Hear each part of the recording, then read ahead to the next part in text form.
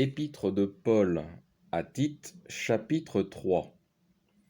Donne-leur l'avertissement d'être soumis au pouvoir, aux autorités, de leur obéir, d'être prêts pour toute œuvre bonne, de ne dire du mal de personne, d'être pacifique, doux, de témoigner toute douceur à l'égard de tous les hommes.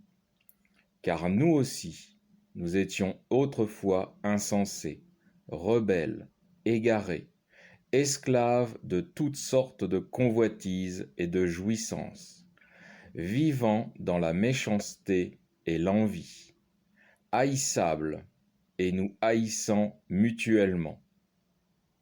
Mais lorsque se sont manifestées la bonté de Dieu, notre Sauveur, et son amour pour les hommes, il nous a sauvés, non pas en vertu d'œuvres que nous aurions faites dans un état de justice, mais selon sa miséricorde, par un bain de régénération et de rénovation de l'Esprit Saint, qu'il a répandu sur nous en abondance par Jésus-Christ notre Sauveur, afin que, justifiés par la grâce de ce dernier, nous devenions en espérance héritiers de la vie éternelle.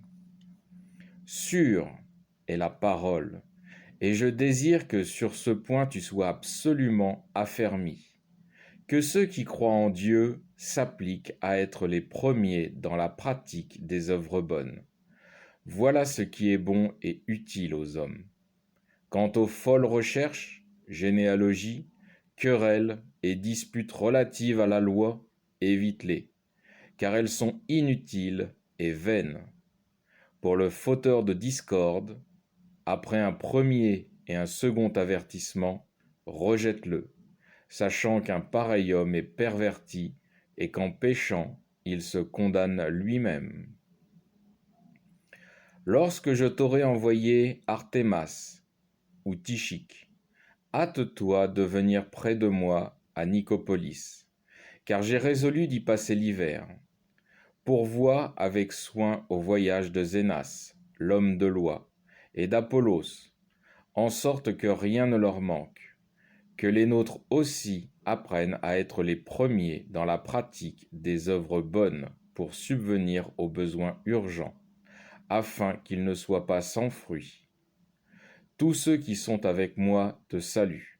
Salue ceux qui nous aiment en la foi. Que la grâce soit avec vous tous. Alors je vais faire un résumé de ce chapitre 3.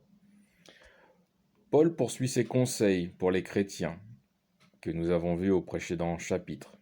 Il rappelle dans les premiers versets du chapitre que le combat du chrétien ne se situe pas contre les royaumes, les gouvernements ou les États terrestres, mais pour l'acquisition d'une place dans le royaume de Dieu.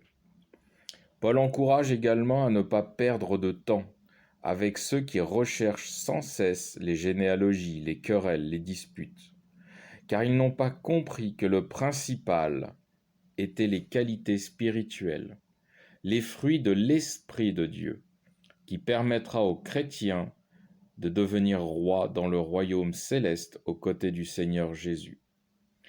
Fin du chapitre 3 et du livre de Tite.